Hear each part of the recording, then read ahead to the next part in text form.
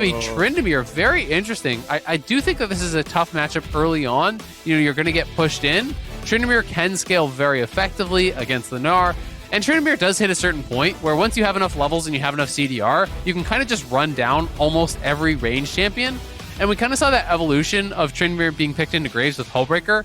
The Tryndamere was going Ghost, so then the Graves had to start going Ghost to try to just like actually stay alive. Yeah. And it becomes kind of an interesting matchup where it's early game push for Gnar. Tryndamere can eventually outscale and put on pressure, but if you're not really doing that in the side lane, if you have a bad lane in that side lane, push, well, Gnar's a better 5-on-5 champion, right? And so that's probably what I'm going to look at for that 1v1 specifically. You can see he's even not running teleport. Kumo is just about playing the side lane. You know if you're 5-on-5ing into a Gnar, you're trolling as the Trynd here, even though you can't immune. It's just not great. So all about split push for Kumo. And honestly, even to function in a lot of 5v5s, Ghost is really important.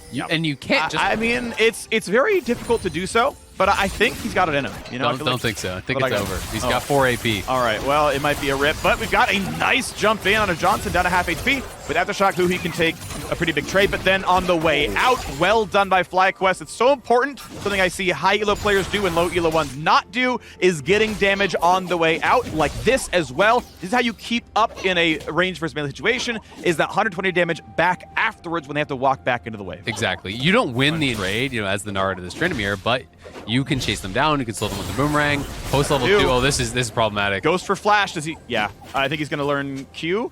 I think there was a world where he learns W and goes for the slow, and if he gets it, like something kind of just dies. But really nice play. I mean, something. Yes, he doesn't get the kill, but you trade resources and you put your range top laner into a good position in the early stages, which is really where he needs to be because this lane gets hard later on.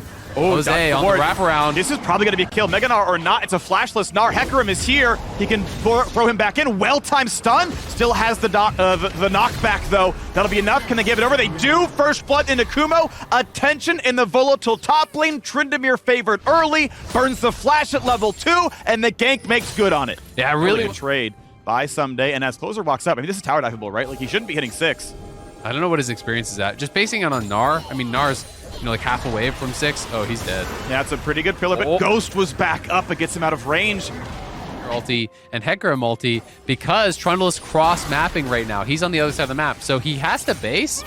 It does mean he's probably going to lose a wave, but they're trying to dive bot side. Glacial's on the step back. They're slowed down. Who he's going to flash out of turret range? No problem there. Next up is Closer. He will die to the tower. No, he drops the range there as well. A clean 3v2 dive. No casualties. 100 Thieves.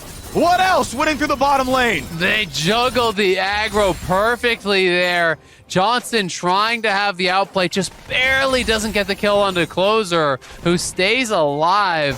Follow Johnson and pulling himself out of that tower range. I'm not sure if Johnson could have survived if he actually stayed under tower or not. It's a really tough call there. Sequoia, though, has the Predator, is trying to threaten here with the cage, but doesn't want to early pop it and have somebody just walk away.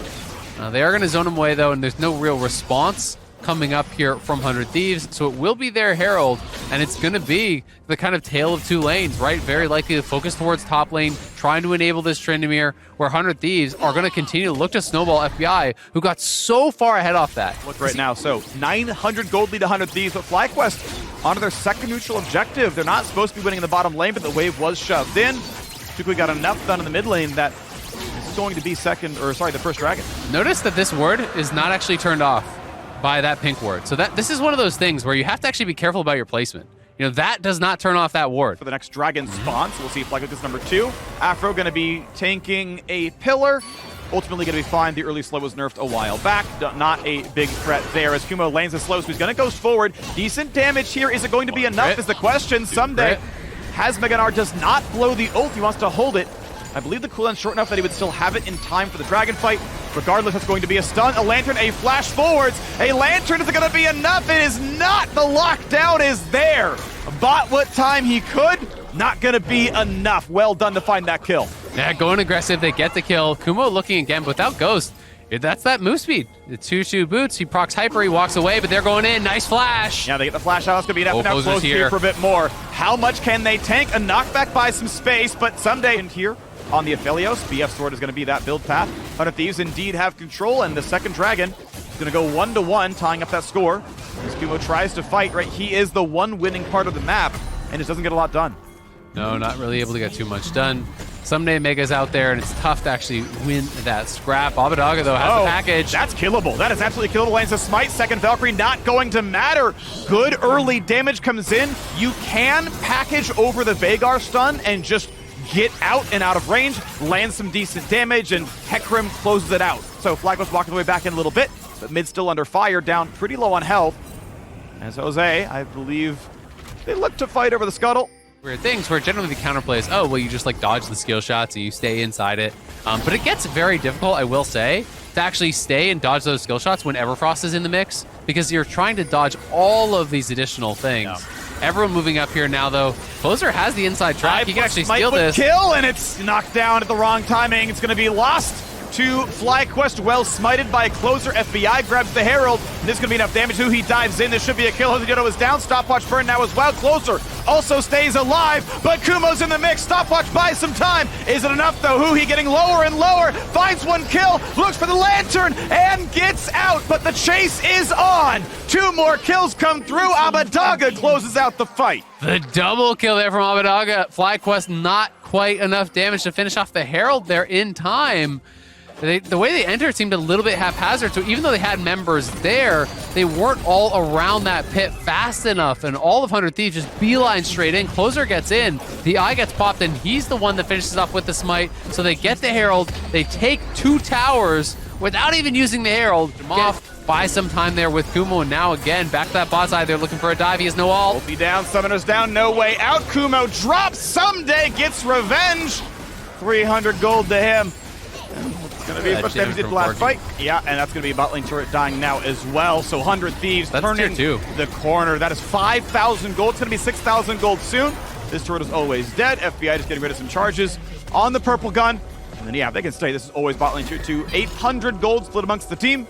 Most of it local. We'll see if Closer takes his share. Yeah, I think he's just covering because they don't know exactly where everyone is, so you're a little bit nervous about having your AD hang around. So at the very least, he's just going to stay in the brush. He's backing up now. And here comes Jose, so good thing he did stay around to protect him. Yeah, the man would have died in the 1v1. I'm pretty sure FBI doesn't have the tools to get away. Yes, he could cleanse the fear, but I think... And he's also now down 2 levels because he's been getting pressured and missing XP and not optimizing farm as much as he would like to because of the state of the game. So I just don't think he wins side anymore, so they're going to look for a fight. Nice cage! The cage going to hit the back line. That's just going to be a deletion! Mini Gnar has no MR and gets basically solo killed by the Veigar. Mid lane is completely open. Josedeodo gets some damage. Tuku doing the same now. And how's 100 Thieves going to do anything about this? I mean, the river is kind of just owned at this point. Jose should be able to walk away cleanly. And the second dragon for FlyQuest, I think, should be a formality. It should be an objective bounty. Of course, the kill on Someday valuable as well. It would be a miracle steal. Rockets land in Fog of War, and it's going to be a walk away. But mid lane tier 2 could be under assault.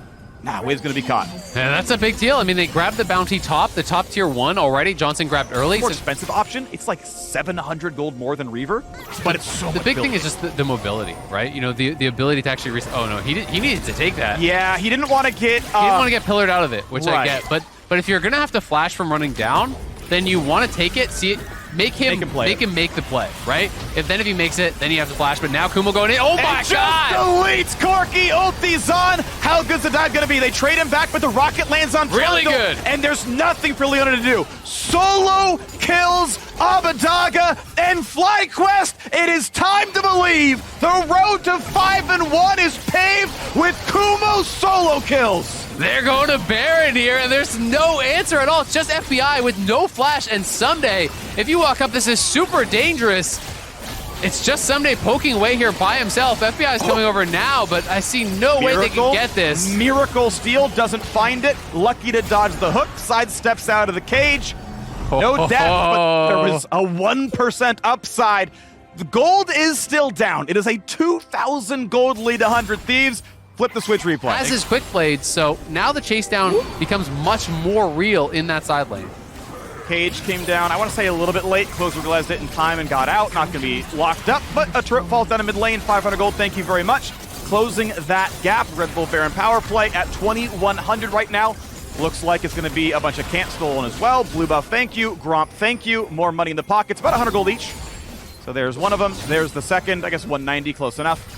And it looks like they want to try to play for this top lane tier 2. You know, instead of just going for the freebie in the bot lane tier 1, they're kind of just doing this 1-4. You have, excuse me, I'll bring that down. As you have Tryndamere pushing down in mid lane, and then the other 4 are playing up towards top side, and you can kind of have Josedeodo roaming back and forth, mostly sticking with the 4. But if there isn't all in play in mid, he can move over to try to get that. And this is such a strong siege tool here, using the Veigar cage. Nice hook, damage on a closer, half HP, almost one-shottable. Jinx Rocket. A flash ult from Veigar would have killed. He holds the cooldown. Sidesteps FBI, didn't want to kill himself. I think it's respectful to not go for that play, but it would have been a deletion.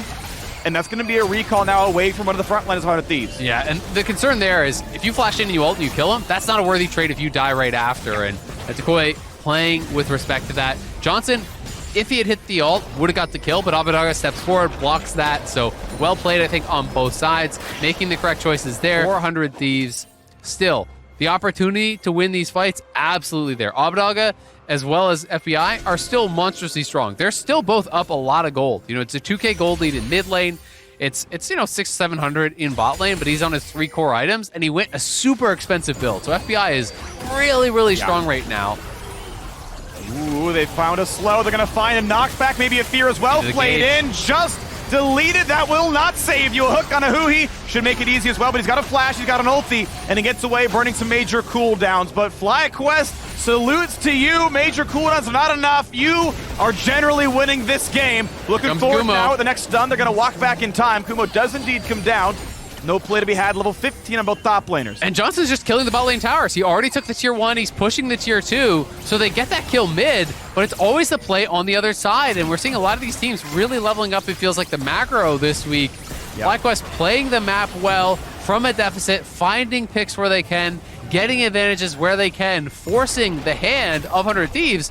Now, 100 Thieves has to go bot lane to defend the tier 2. Guess what happens mid? Decoy as well as Afro are pushing that up. Johnson just makes the quick rotation over because they have vision control in the jungle, and it's defended by Josedeodo.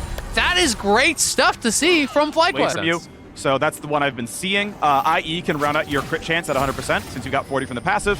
And IE can be your third crit item at item 4. Rockets chunk Kuma to half HP though. Like, that is scary. And his sustain is not there just yet. Closer wants to walk up for a good pillar play. Instead, they'll settle for just the wave. But now Kumo gets to stack up the passive, stack up the rage, get a bit more back with the Q. Oh, they're going to threaten Baron.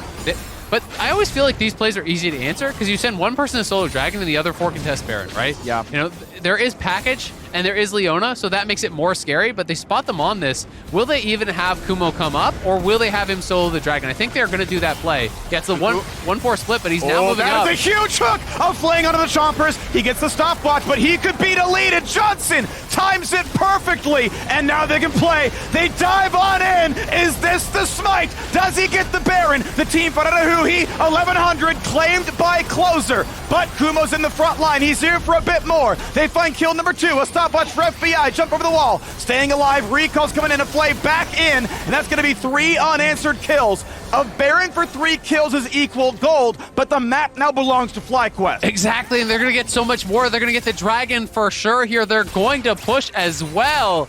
Closer is just too damn good, though, on these smite fights. It has to be said. This man don't miss, but FlyQuest win the fight after. Decoy on the wraparound here could look for an angle for a cage. If they are not careful, you got to respect the cage on the siege. But they're just going to push it in. They're going to retreat to the dragon, put themselves to soul point. Cloud Soul is big value for Hecarim. It is incredibly good as well for Tryndamere.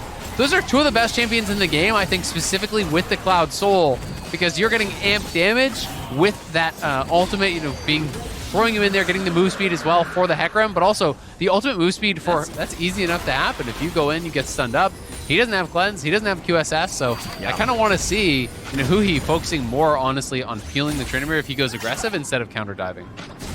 Abadaga, Guardian Angel is on, and he's got the package. This is a very powerful mid laner. I like Corki a lot at this point in time. I think he's going to get a lot done.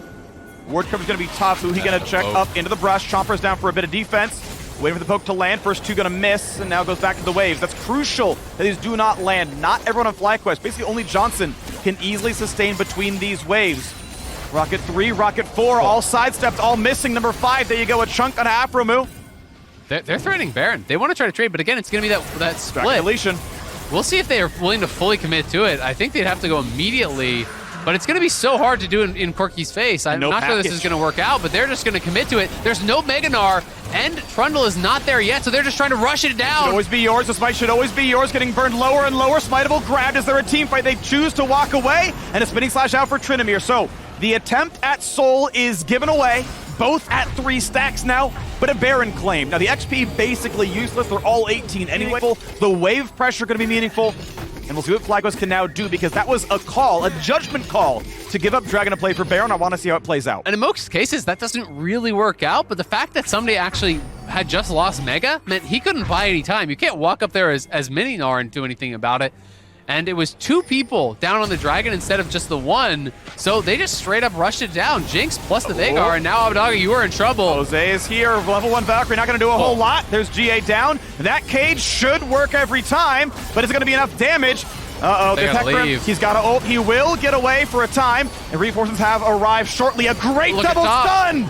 Closer is a tank. He built MR, and he's at half. And now you got top lane pushed down. It's time to get away. Will there be recall stopped? Yeah, they're pushing everywhere, man. They're going super aggressive here. This is a great play from FlyQuest. They get out to GA, they get out of TP, they back it up without having a death, and now they get 2 free inhibitor towers. That is a well-done play. They put so much pressure on bot lane, they forced the answer, and the cross-map play is taking down turrets. FlyQuest getting a lot done with the Baron. The shot culling doing well. All their wins from week 1 were comeback plays where, yeah, they're playing Jan on top, but they're getting so far behind, and they find the way back in. Here against 100 Thieves, playing, I mean, a bit unorthodox, right? Not a lot of teams play Veigar, not a lot of teams play Tryndamere, but navigating the mid-game anyway. Here comes the next turret, 3 in a row knockdown. So much done during this Baron buff, and FlyQuest aren't done yet. 100 Thieves are crumbling. The base is falling apart here. Mid lane and Hib will fall. Kumo still pressuring on that top side here against Someday. Jose and Afro just roaming back and forth between bot and mid here, trying to keep that pressure on. And Johnson with that long range with the rockets here. Red gun is down, so now he can feel a little bit more confident to step up here and start actually hitting this tower, because we don't have that white-red combo for FBI. A little bit of range, but yeah, not the rest of it that he wants. So we look back and forth. Johnson, as well as FBI, have rapid-fire cannons, so you can always sneak in for that one shot. These are the last 2 Baron waves coming in. 45 seconds left on that buff. The last 2 cannons you get to use in the bottom lane. How much will they get done with it? A wave crushed easily, but how about the siege? Corky poke still very meaningful. Hecarim just escorting in that wave, so they're going to have to respond to the Nexus towers being under threat. Jose's trying to threaten a potential dive here, but the Nexus towers are under fire, and it's closer now drawn away here as that siege minion is getting work done up on that top side, just slowly whittling away at it. So Someday's just going to move forward, try to tank it up.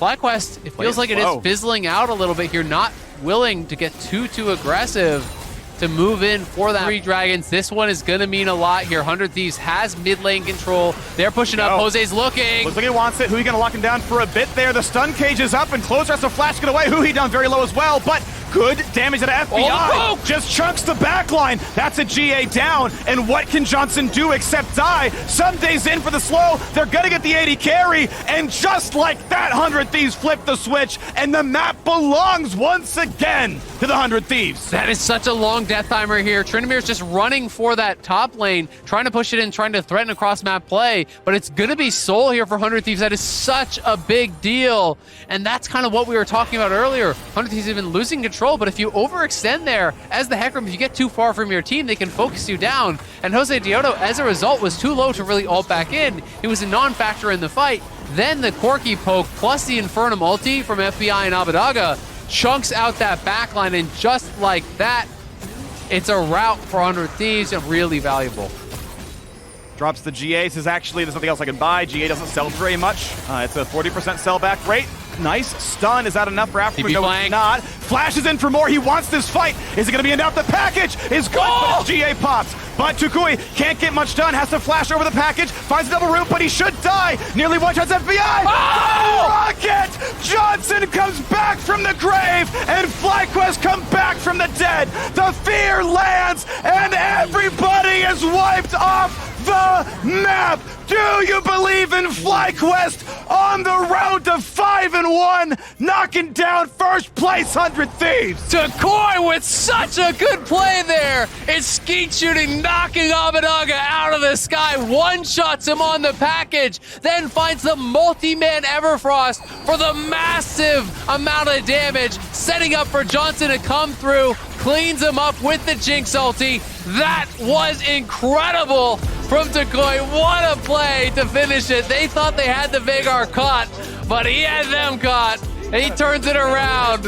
What a finish. You can see the smile on their face. That is such a big win, meaning even more because they started from so far down. 100 Thieves looked like they were going to cruise to an easy win. They're up 4, 5, 6K relatively early on to this game, but FlyQuest making the right calls, playing the map incredibly well.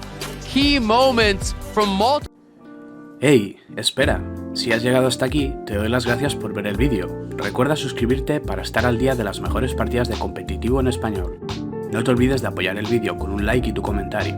Dejo todos los links para que apoyéis al LVP y sus casters, ya que sin ellos esto no sería posible. ¡Hasta la próxima!